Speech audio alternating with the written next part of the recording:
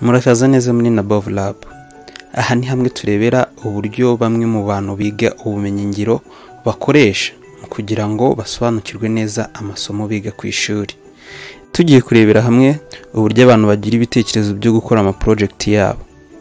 Icya mbere no kubanza kumenya ubwoko bwa project ugiye gukora. Tujye Google dusearchingemo traffic light. Ikindi turete tubonamo amakode yayo ndetse na schematic yayo. Ikintu tuzakora tuzafata za kode tuzikopiye muri Word. Nicyo kintu cya mbere tugomba gukora. Iyo zimaze kugera muri Word ufata za kode zawe ukazikura muri Word ukazijyana muri project cyangwa se muri application ya Arduino. Ibi uko mubibona nibyo dukomeje gukora. Application ya Arduino.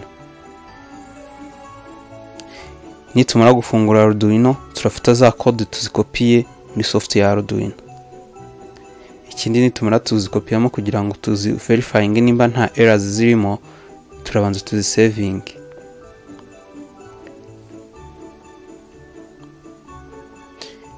Urabibona yuko ugomba no kubyita izina. Nitumara kuyita izina tuti tu verifying actually turete tubona ko project yacu nta error ifite. Niturangiza hariya turete dufata ya project yacu tujye kwishushanya muri application yabugenewe. Hano turi gukoresha iyo bita Proteus. Tuze dushakemo ya Arduino kuko ariyo software dushaka cyangwa ko se ariyo device dushaka gukoresha.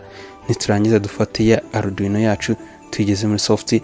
Niturangiza dufate na za readies kuko arizo dushaka gukoresha tuzishyiremo tuzishakishe.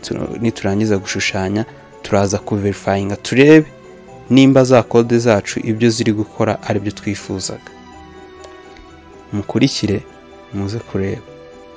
Hano project yacu irarangiye. Murabona uko amatara yacu ari kwaka nkuko twabyifuzaga. Twifuza ko izi LED zaka mu buryo bwa traffic light. Nkuko mubibona rero ziri kwaka mu buryo bwa traffic light. Iyo umaze kubona ko project yawe yabaye successful muri project, iki niba gisigaye no kujya kuyishyira mu bikorwa. Nkuko mubibona hano turi gufata za red turi kuzihuza ngo turebe nimba uko twabibonaga muri soft ariko mu bikorwa turi bubibone. Hano turanze turebe nimba biri connected well, then dufate ya soft yacu twarangije gukora muri program ya Arduino tuyaploadinge muri ya Arduino yacu. Ndagira ngo mbibutse hano ubwoko bwa Arduino dukoresha niyo bita Arduino yino. Aha nkuko mubibona ya program yacu imaze kugera muri Arduino, murahita mubona yuko ibyo twabonaga muri software ari byo turi kubona ndetse na output yacu twabonye kuri program ari byo turi kubona hano byabaye implemented. Rero ubu ngubu ukaba ari bwo buryo abantu benshi bakunze gukoresha kugira ngo basobanukirwe bige neza ibyo bakuye mu ishuri. Aha ngaha nagira ngo nawe ubwawe wabyiga ku giti cyawe bidasabye ko mwarimu aba ahari cyangwa se bidasabye ibikoresho byinshi, bidasabye lab nini. Ahubwo icyambere no kugira igitekerezo no kwiyumvisha yuko ibyo ugiye gukora ubishoboye. Ibitekerezo bitangirira hasi bigatangira ku byo tubona hanze. Iyo ugize amahirwe ukagira ibyo ubona bikora ubigenderaho ukagera kuri byinshi. Ndagira ngo rero nimugumana nanjye hano tuzigana byinshi, tuzamenya byinshi, tuzagera kuri byinshi cyane.